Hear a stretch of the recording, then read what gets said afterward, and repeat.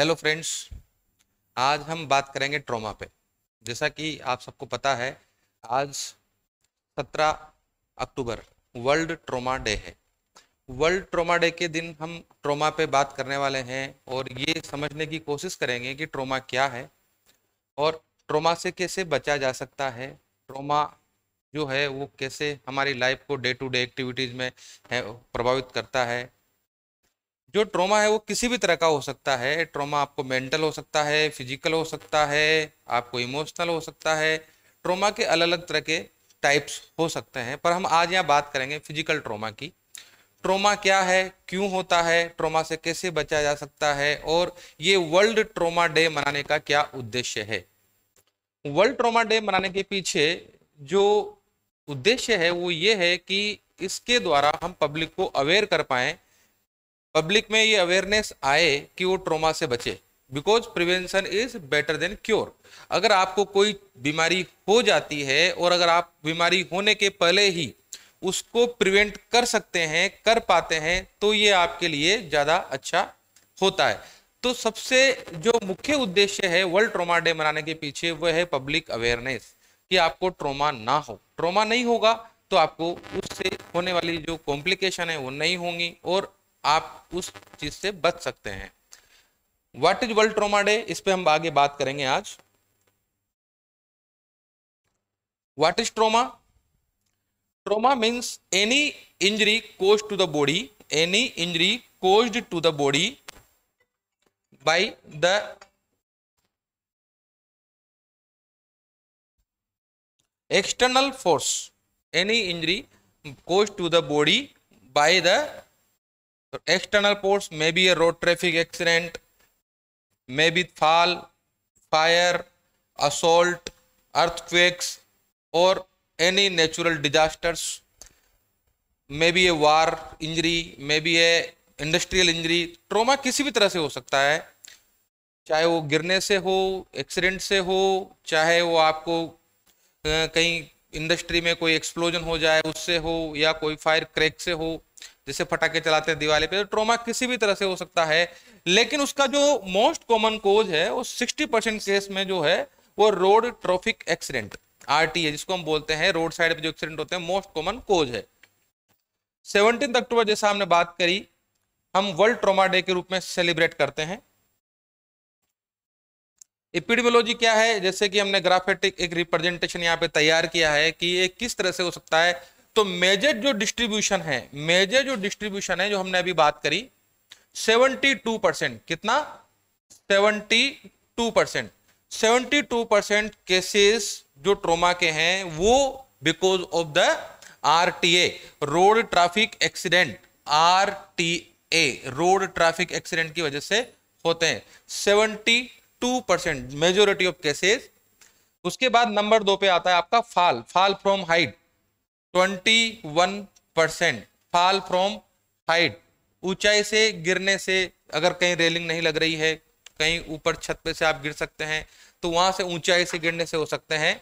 फिर नंबर 3 पे आता है आपका असोल्ट, मारपीट, असोल्ट। ये 4% केसेस में जो ट्रॉमा है वो असोल्ट की वजह से होता है, because of the violence. And 3% case others, 3% cases में इसके और भी कारण हो सकते हैं, जैसे हमने बोला नेचुरल डिजास्टर हो सकते हैं, वार इंजरी हो सकती है, फायर क्रैक हो सकते हैं, बहुत सारे कारण हो सकते हैं। पर हमें ये जानने की और ये समझने की आवश्यकता है कि मेजोरिटी ऑफ केस जो है वो कहां पे हैं, 72% कहां पे हैं, आरटीए, रोड ट्रैफिक एक्सीडेंट। तो हमारा जो मेन फोकस वो कहां होना चाहिए, आरटीए, रोड ट्रैफिक एक्सीडेंट को प्रिवेंट करें या उससे बचें। 5 मिलियन पीपल डाई, यहां देखने की जरूरत है कि वर्ल्ड में 5 मिलियंस यानी कि 50 लाख लोग एवरी ईयर, हर साल इस ट्रॉमा की वजह से एक्सपायर हो जाते हैं, मर जाते हैं एवरी ईयर।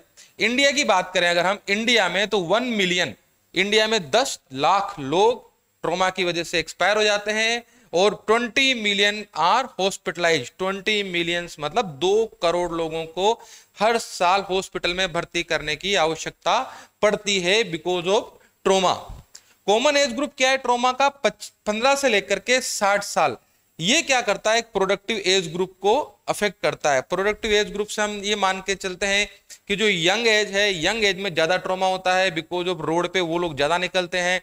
और यंग एज जो होती है वो किसी भी नेशन की प्रोडक्टिविटी को सफर करती है, क्योंकि कोई भी काम जो इस तरह का है जो नेशन को प्रोग्रेस कराता है, वो यंग एज की जो जनरेशन है वो उसमें बहुत बड़ा उसका योगदान होता है। तो ये प्रोडक्टिविटी रेट को भी सफर करता है। Prevention is better than cure, जैसा कि हमने बात किया, prevention is better than cure 11 से 17 जनवरी 2020 को रोड सेफ्टी वीक के तौर पे मनाया गया था। ये उसका लोगो लिया है हमने। Prevention is better than cure. 4 E's for road safety. 4 E's से क्या मतलब है आपका? नंबर 1 आपका education, number 2 enforcement, number 3 engineering and number 4 emergency care. आपको 4 चीजें ध्यान रखनी है जिस पे हम बात करेंगे आगे। 4 E's concept of 4 E's। Number 1 education, number 2 engineering, to prevent, number 3 enforcement and number 4 emergency care. This are the concept of 4 E's for trauma. 4 E के बारे में हम आगे बात करेंगे। 4 E क्या क्या है? नंबर 1 पे हमने बात कर ली अभी, एजुकेशन। तो एजुकेट द पब्लिक, हमें पब्लिक को एजुकेट करना है। एजुकेशन के बहुत सारे माध्यम हो सकते हैं, जैसे हम मोबाइल पे किसी को अवेयर कर सकते हैं, ठीक है, किसी को हम सोशल मीडिया के माध्यम से, जैसे कि अभी हम सोशल मीडिया के माध्यम से आपको मैसेज डाल रहे हैं, एक वीडियो डाल रहे हैं, सोशल मीडिया के माध्यम से अवेयर कर सकते हैं। हम कहीं भी किसी तरह के एक जिसे बोलते हैं कि पब्लिक में सेमिनार या वेबिनार आयोजन कर सकते हैं, प्रिंट मीडिया में दे सकते हैं, पब्लिक को क्लासरूम में, सेमिनार में, इनमें एजुकेट करना है। एजुकेशन का क्या मकसद है हमारा? टू एजुकेट कि वो हेलमेट पहने, वियरिंग हेलमेट। जब भी वो गाड़ी चलाएं, बाइक चलाएं, घर से निकलें तो हेलमेट पहन करके ही निकलें, नंबर 1। नंबर 2, अगर 4 व्हीलर चला रहे हैं तो सीट बेल्ट हमेशा पहने। हेलमेट पहनना जरूरी है, सीट बेल्ट पहनना जरूरी है। हम बार बार पब्लिक को इसको समझाएंगे, पब्लिक अवेयर होगी तो अगर एक्सीडेंट हो भी जाता है तो उसकी जो ग्रेविटी है या उसकी जो सीवियरिटी है वो कम हो जाती है। देन हम समझाएंगे always follow the traffic rules, कि आपको ट्रैफिक रूल का हमेशा पालन करना है। जहां रेड लाइट है वहां रुकना है, ग्रीन है तो जाना है, जहां जेब्रा क्रॉसिंग है वहां पे धीरे चलना है, लेफ्ट साइड में आपकी जो लेन है आपको गाड़ी उसी में चलानी है, जहां पे ओवरटेक करने के लिए सिंबल आपका लगा हुआ है कि ओवरटेक नहीं करना, वहां ओवरटेक नहीं करना है, निर्धारित स्पीड से आगे गाड़ी को नहीं चलाना है। ये सब ट्रैफिक रूल्स को आपको फॉलो करना चाहिए एक जिम्मेदार नागरिक होने के नाते। अगर आप ट्रैफिक रूल को फॉलो करेंगे तो आपको हेड इंजरी के चांसेस कम हो जाते हैं। Then avoid intake of alcohol और ड्रग्स, आपको किसी भी तरह के नशा करके गाड़ी नहीं चलानी है। ड्रिंक एंड ड्राइव दोनों साथ में नहीं करनी है। Drink and drive is the dangerous, ये आपके खुद के लिए भी डेंजरस है और अगर आप दूसरों के लिए भी हानिकारक सिद्ध हो सकती है। एंड मोस्ट इंपोर्टेंट, आपको मोबाइल फोन को ड्राइविंग के टाइम पे यूज नहीं करना है। मोबाइल फोन अगर आप यूज करते हैं तो मोबाइल फोन को यूज करते तो क्या होता है, आप टेक्स्ट कर रहे हैं, किसी को एसएमएस कर रहे हैं, पढ़ रहे हैं, आपका ध्यान उस तरफ से गाड़ी की ड्राइविंग से हट करके आपका ध्यान भटक जाता है और एक्सीडेंट होने के चांसेस बढ़ जाते हैं। Then ensure proper lightning and railing and lightning. कहां पे? बोल्कनी, स्टेयर, रूफ, यहां पे आपको सेफ्टी के लिए रेलिंग और लाइटिंग होना आवश्यक है ताकि फॉल फ्रॉम हाइट्स के गिरने के चांसेस कम हो सकें और आप उससे बच सकें। हम क्या करते हैं, घर बनाते हैं और हम सेफ्टी का अगर ध्यान नहीं रखते हैं तो सुंदर घर बनाने के बाद भी उसमें रहने वाले अगर सुरक्षित नहीं है, हम दरवाजा क्यों लगाते हैं कि बाहर से कोई ना आ पाए। तो हमें रेलिंग और लाइटिंग भी लगानी चाहिए ताकि हम गिर ना पाए। अगर हम गिर जाएंगे या हमारे घर वाले उसमें गिर करके इंजर्ड हो जाते हैं तो वो घर हमारे लिए अच्छा नहीं है। इसलिए आपको सेफ्टी का पूरा ध्यान उसमें रखना चाहिए। तो हमें क्या किया, सबसे पहले हमने पब्लिक को एजुकेट किया। 4E के कंसेप्ट में नंबर 1 हमने पब्लिक को एजुकेट किया। अब नंबर 2 पे आएंगे। नंबर 2 क्या है? इंजीनियरिंग। इंजीनियरिंग में क्या करेंगे? इंजीनियरिंग में ये मेनली इसमें जो रोल है वो गवर्नमेंट एजेंसीज का है इंजीनियरिंग में। और जो व्हीकल बनाती हैं, जो एजेंसीज हैं, उनका इसमें रोल है। वो क्या कर सकते हैं कि बेटर डिजाइन व्हीकल्स की डिजाइन इस तरह की बनाए कि वो फुल्ली इक्विप्ड हो। फुल्ली इक्विप्ड किससे हो? सेफ्टी मेजर से। एयर बैग हो उसके अंदर, सीट बेल्ट अच्छी क्वालिटी के हो, चाइल्ड लॉकिंग सिस्टम हो, seat belt locking in child हो, ये सब उसके अंदर एक fully equipped and full safety measures designed vehicle तैयार करें। ये रेस्पॉन्सिबिलिटी उनकी है। देन गवर्नमेंट एजेंसीज की क्या रेस्पॉन्सिबिलिटी है? रोड उनको बनाने हैं अच्छे वाले। रोड की डिजाइन इस तरह की हो कि वो एक्सीडेंट्स के बचने के लिए, जैसे उनका कर्व पे उनका ढलान इस तरह का हो कि वो गाड़ी उलटने का खतरा कम रहे। और जहां जहां पे रोड इस तरह के हों वहां ट्रैफिक सिग्नल लगाएं, डिजाइन ट्रैफिक सिग्नल की। जैसे अगर कहीं काम चल रहा है, आप देख रहे हैं इस पिक्चर में, तो रोड वर्क अहेड इस तरह के बोर्ड लगे होते हैं, आपको उनको फॉलो करना है। तो well design roads with traffic signals and safety measures, ये एक इंजीनियरिंग का इश्यू हो गया है। तो 4E में दूसरा ई क्या हुआ? पहला एजुकेशन, दूसरा इंजीनियरिंग। अब तीसरे की बात करेंगे। तीसरा क्या है? एनफोर्समेंट। एनफोर्समेंट क्या है? अगर आप समझाने के बाद नहीं समझ रहे हैं, आपको फैसिलिटी दी जा रही है, आप यूज नहीं कर रहे हैं, आपकी गाड़ी में एयर बैग भी है, सीट बेल्ट भी है, आपको समझा भी दिया गया है इसको लगाएं, पर आप नहीं लगा रहे हैं, इसका मतलब आपके जो स्वभाव में है वो नेग्लिजेंस है, लापरवाही है।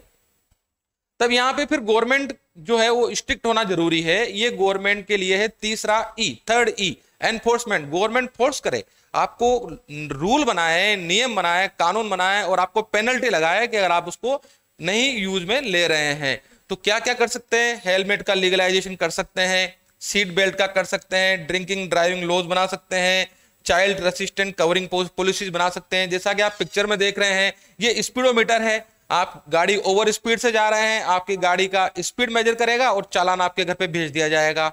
चालान आएगा, अगली बार से आपको ये याद रहेगा एक बार पेनल्टी लेने के बाद कि मुझे ओवर स्पीडिंग नहीं करनी है।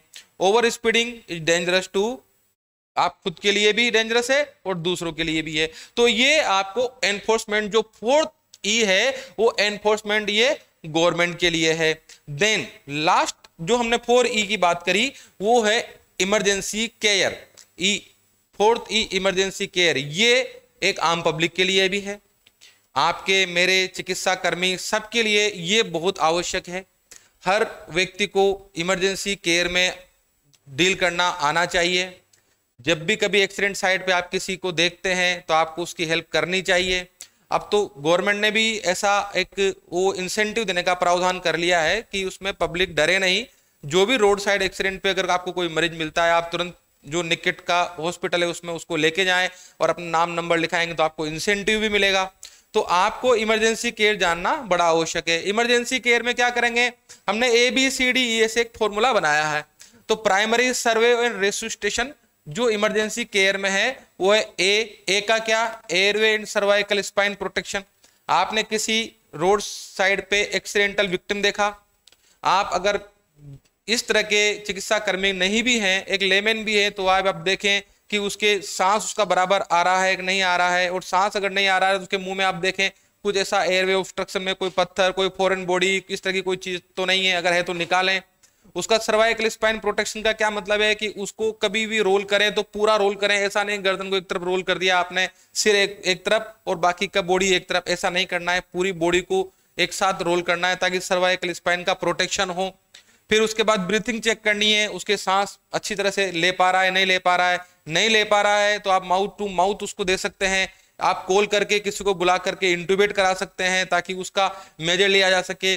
देन सर्कुलेशन, उसकी नब्ज वगैरह देखना है और ये काम जो है प्राइमरी चिकित्सा कर्मियों का है। उसका सर्कुलेशन देखना है, अगर उसका BP कम हो रहा है, हेमरेज हो रहा है तो हेमरेज को स्टॉप करना है, जैसे भी सूचर लगाना हो, वो बैंडेज करना हो, हेमरेज को रोकना है, IV फ्लूइड लगाना है, उसका जो है सर्कुलेशन इंप्रूव करना है।